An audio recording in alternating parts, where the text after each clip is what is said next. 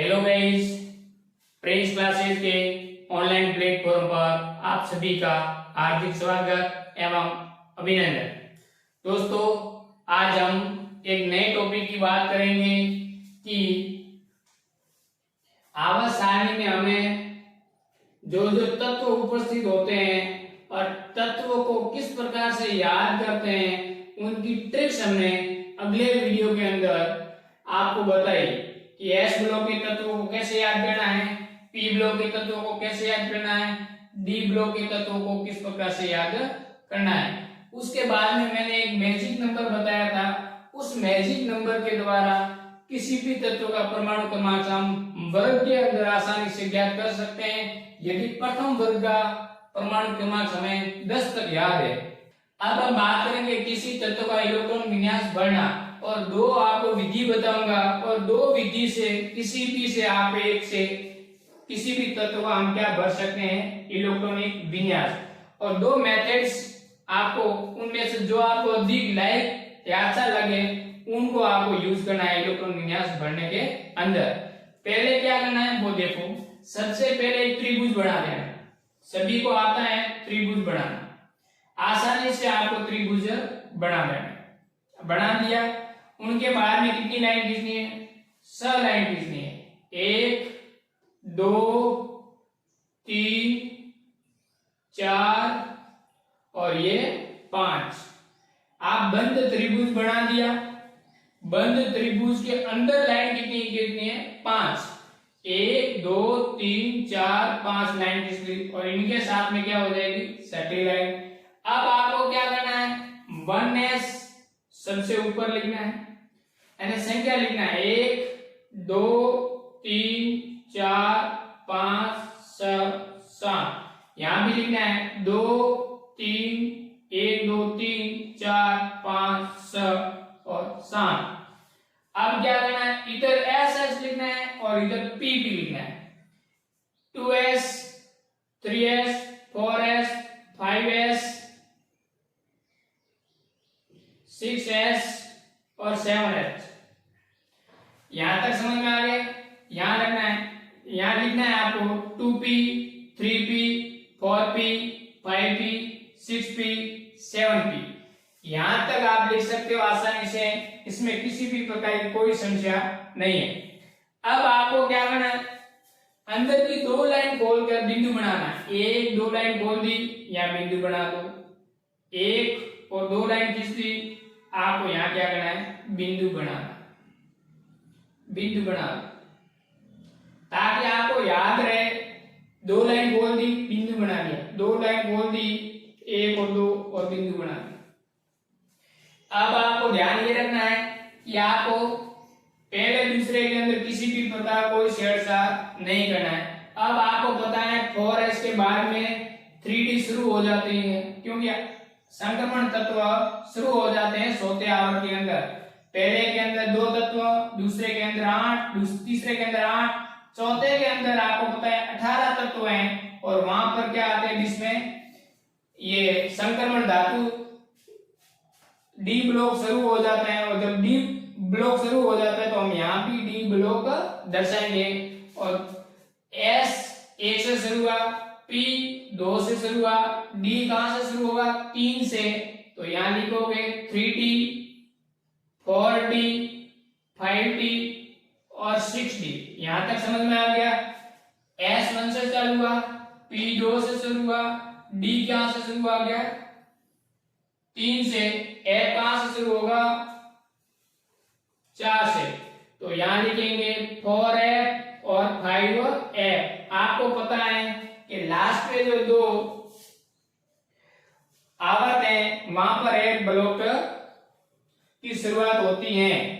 छठे आवर्त में एफ ब्लॉक की शुरुआत होती है, लेकिन हमें समस्या यह आती है कि कहां से शुरू करें, 4f लिखे, 3f लिखे, 2f लिखे। तो S1 से शुरू होता है, P2 से, D3 से और F4 से। ये आपको ध्यान रखना है। अब आसानी से आपने भर दिया 1s, ये आपको समझ में आ गया होगा।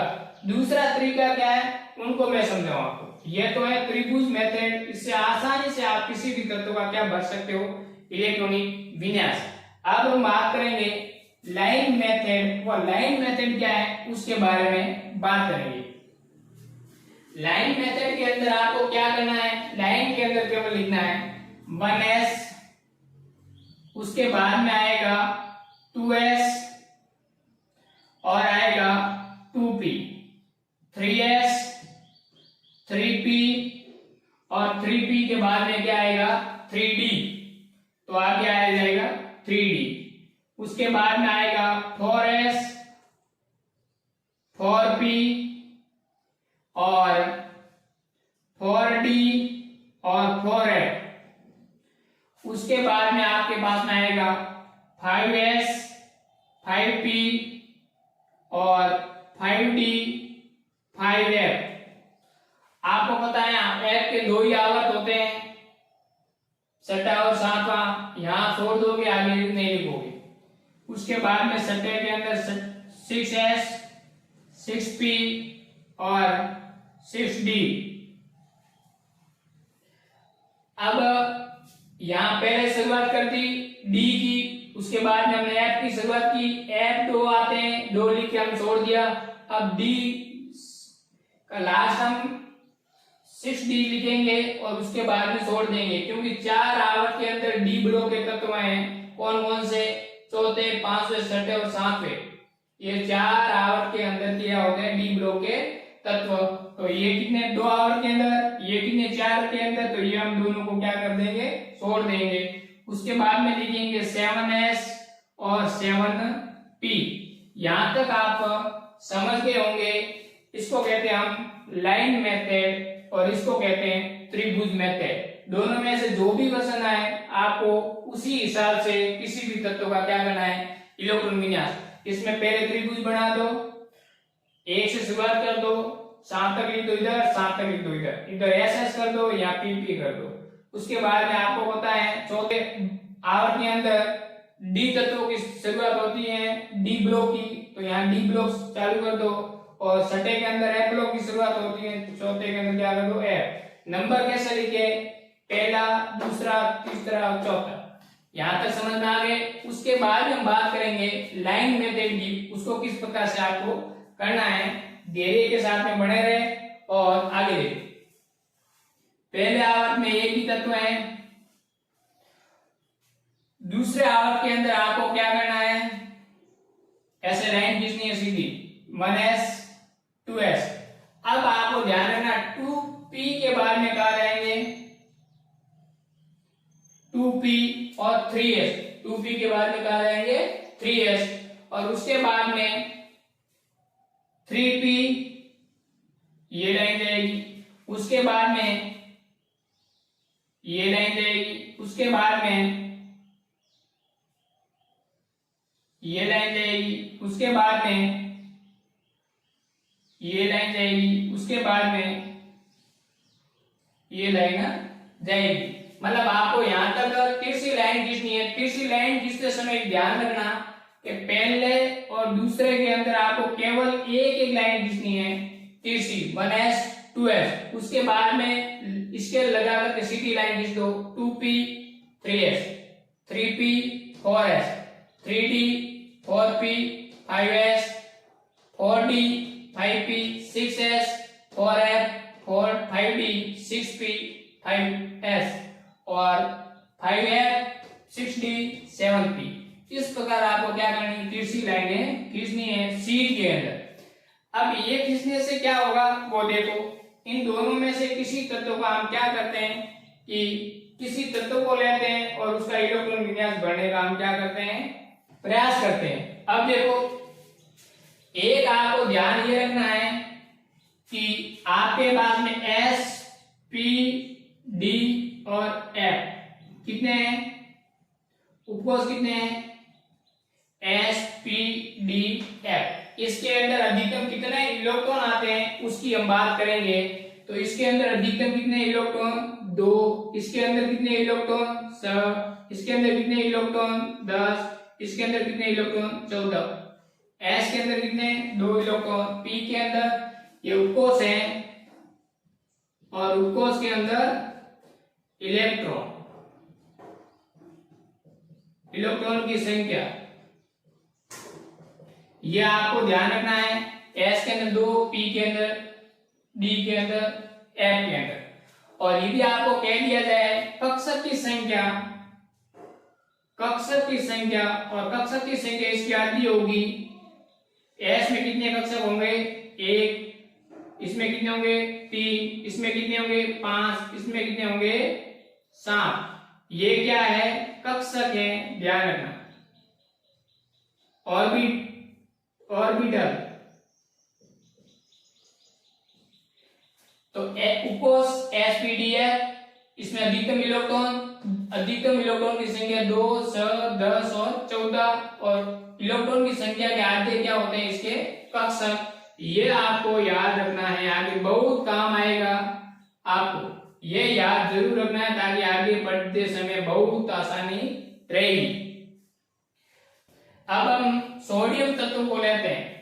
सोडियम तत्व, अब आपको पता है कि सोडियम तत्व का परमाणु क्रमांक कितना होता है?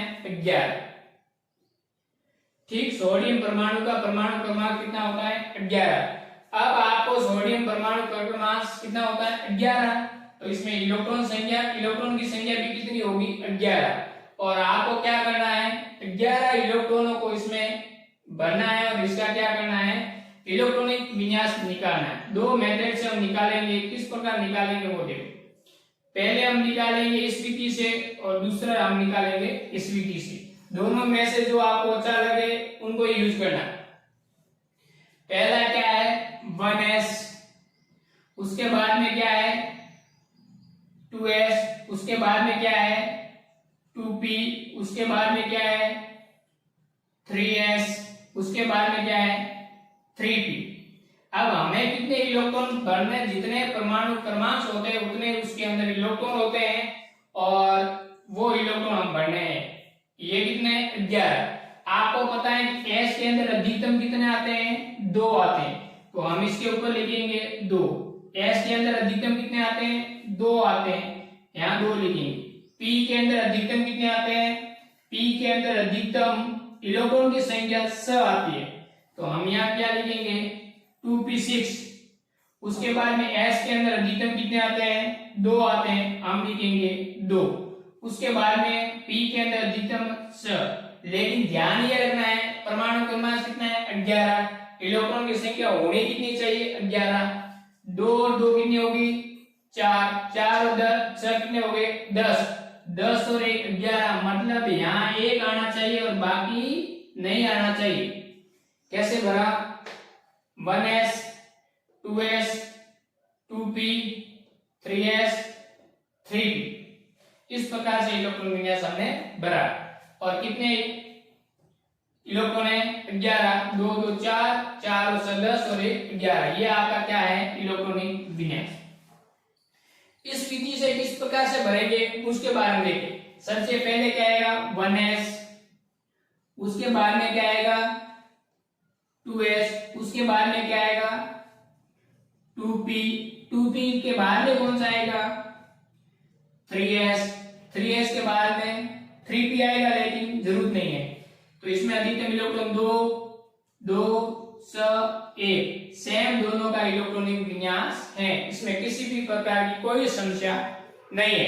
एक और तत्व रखते हैं और उसका हम इलेक्ट्रॉन विन्यास भरने की कोशिश करते हैं और उसके बाद में 1-2 क्वेश्चन आपको दूंगा, जिसको आपको कमेंट बॉक्स में उसका आंसर जरूर लिखना है ताकि हमें लगे कि आप कोशिश करते हैं। अब हम बात करेंगे परमाणु क्रमांक 25 और परमाणु क्रमांक 25 मैग्नीज का होता है, Mn तत्व का परमाणु क्रमांक है Mn का होता है। अब इसका इलेक्ट्रॉन विन्यास किस प्रकार से भरते हैं उसके बारे में हम बात करेंगे। अब सबसे पहले इस विधि से भरेंगे, उसके बाद में हम इस विधि से भरेंगे। कितने नंबर तक जाएंगे? 25 इलेक्ट्रॉन को हमें क्या करना है? भरना है। अब इस विधि से किस प्रकार से भरेंगे? त्रिभुज विधि से कि 1s, तो पहले लिखेंगे 1s, उसके बाद में 2p लिखेंगे, 2s के बाद में 2p, तो यहाँ लिखेंगे 2p के बाद में 3s, तो हम लिखेंगे 3s के बाद में लाइन जा रही है वो किस के पास में? 3p के बाद में क्या आएगा 4s के बाद में क्या आएगा 3d के बाद में क्या आएगा 4p। तो ये हमने लिख दिया 4p। यदि आगे जरूरत हुई तो हम लिख लेंगे। अब हम क्या करेंगे, s के अंदर कितने अधिकतम इलेक्ट्रॉन आते हैं पता है 2, p के अंदर अधिकतम इलेक्ट्रॉन 6, s के अंदर 2, p के अंदर 6, x के अंदर कितने 2 और d के अंदर कितने आएंगे हम गिन लेंगे। अब देखो यहाँ s के अंदर 2 और 2 कितने होंगे 4 और 6 10 हो गए, 10 और 2 और 4 8 18 और 2 20 के बाद में d के अंदर अधिकतम कितने भर सकते हैं 10। हमें जरूरत कितनी है 25 में से 20 के पीछे 5 की, तो 3d यहाँ कितने लिखेंगे 5 और आगे हम काम की जरूरत नहीं है। तो ये हो गया मैग्नीज उसका इलेक्ट्रॉनिक विन्यास। अब हम बात करेंगे आगे इस विधि से सर किस प्रकार से भरेंगे। मैं जानता हूं कि ये विधि आसान है, ये याद रखना बहुत आसान है। उनके बाद में इस विधि से किस प्रकार भरते हैं वो देखो। पहले 1s, उसके बाद में 2s, उसके बाद में 2p के बाद में 3s के बाद में 3p के बाद में 4s के बाद में 3d और 3d के बाद में जरूरत होगी तो हम ले लेंगे।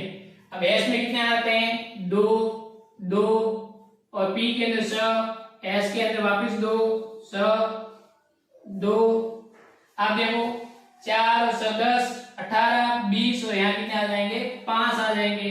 दोनों में सेम इलेक्ट्रॉन विन्यास है, किसी प्रकार का कोई समस्या नहीं है। ये किसी भी तत्व का क्या करना है इलेक्ट्रॉन विन्यास भरने का सही तरीका है। या तो त्रिभुज मेथड से लिखो या लाइन मेथड से लिखो, दोनों में से जो आपको अच्छा लगा वो मेथड उनका यूज करके दो तत्वों का आपको इलेक्ट्रॉनिक विन्यास कमेंट बॉक्स के अंदर जरूर लिखना है। और वो तत्व दो कौन से हैं 1 2 3 4 तत्वों की बात करूंगा और 4 तत्वों के आपको क्या करना है इलेक्ट्रॉनिक विन्यास लिख करके मुझे कमेंट बॉक्स में इसका आंसर देना है। किस प्रकार दोगे, पहले का ये, दूसरे का ये, तीसरे का ये। सबसे पहले ऑक्सीजन का, जिसका परमाणु क्रमांक कितना है आप आसानी से देख लेना। हालांकि मैं बता दूं इसका परमाणु क्रमांक 8 होता है, ठीक है 8 होता है। उसके बाद में नहीं बताऊंगा, आपको खुद को ज्ञात करना होगा। उसके बाद में मैं बात करूंगा आपके पास में आयरन, जिसका परमाणु क्रमांक होता है 25 के बाद में 26।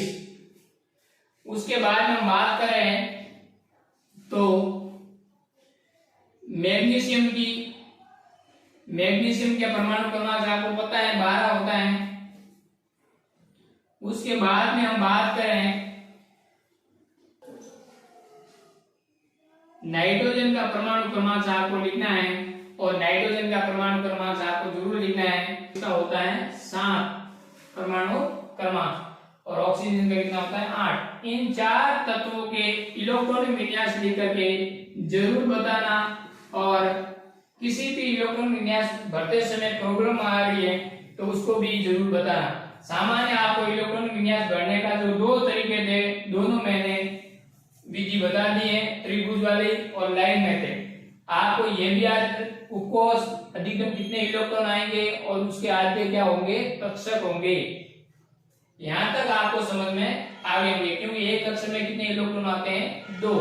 अब हम बात करेंगे कि आवर्त सारणी के अंदर कुछ विशेष पॉइंट है, उसके बाद में फिर हम एस ब्लॉक पढ़ेंगे। उसके सामान्य जो इलेक्ट्रॉन विन्यास सूत्र क्या है, फिर पी ब्लॉक, डी ब्लॉक और एफ ब्लॉक। अलग अलग का हम अलग अलग इलेक्ट्रॉन विन्यास पढ़ेंगे। लेकिन सबसे पहले आपको किसी भी तत्व का इलेक्ट्रॉन विन्यास किस प्रकार से इलेक्ट्रॉन विन्यास भरते हैं उसको हमें आज समझाया। वीडियो को लाइक शेयर सब्सक्राइब जरूर करें। अब हम चलते हैं नेक्स्ट पेज पर। यदि आपको स्क्रीनशॉट लेना हो तो जरूर लें। क्लास के साथ में जुड़े रहें, क्लास को शेयर करें और आपको लगे कि हाँ वाकई में कोई कंटेंट आपके सामने विस्तार रूप से कोई रखता है तो आपको वीडियो को लाइक शेयर जरूर करें ताकि हमें मोटिवेशन मिले, आगे हम इस प्रकार के वीडियो बनाते रहें। कोई रिप्लाई नहीं दी गई तो फिर हम धीरे धीरे वीडियो बनाना बंद भी कर सकते हैं। आपको आगे यदि वीडियो चालू रखना हो, इस प्रकार के कंटेंट आपको पढ़ना हो तो वीडियो को लाइक शेयर सब्सक्राइब जरूर करें। अब हम बात करेंगे आवर्त सारणी के दीर्घ रूप, उसकी क्या क्या विशेषता होती है, और विशेषता के बाद में हम बात करेंगे आवर्त सारणी के जो दीर्घ रूप है इसमें क्या क्या कमियां होती हैं, उसके बारे में एक एक करके समझाने की कोशिश करेंगे। अब सबसे पहला पॉइंट है वो है समस्थानिक की स्थिति, यानी इसकी विशेषता के बारे में बात कर रहे हैं। इसकी जो अच्छाई कौन कौन सी है इसके बारे में हम बात कर रहे हैं, क्योंकि आवर्त सारणी का जो दीर्घ रूप है वो मोडले के द्वारा दिया गया था, और उससे पहले जो आवर्त सारणी दी गई थी वो मेंडलीफ द्वारा आवर्त सारणी दी गई थी। अब इसके अंदर सबसे पहले हम बात करते हैं समस्थानिक की स्थिति। इस तत्व के सभी, किसी तत्व के सभी समस्थानिक का परमाणु क्रमांक समान होते हैं, यानी किसी भी कोई भी तत्व है और उस तत्व के समस्थानिक हैं, उनके परमाणु क्रमांक क्या होते हैं, समान। जैसे आप जानते हैं हाइड्रोजन के 3 समस्थानिक होते हैं और तीनों के परमाणु क्रमांक क्या होते हैं, समान।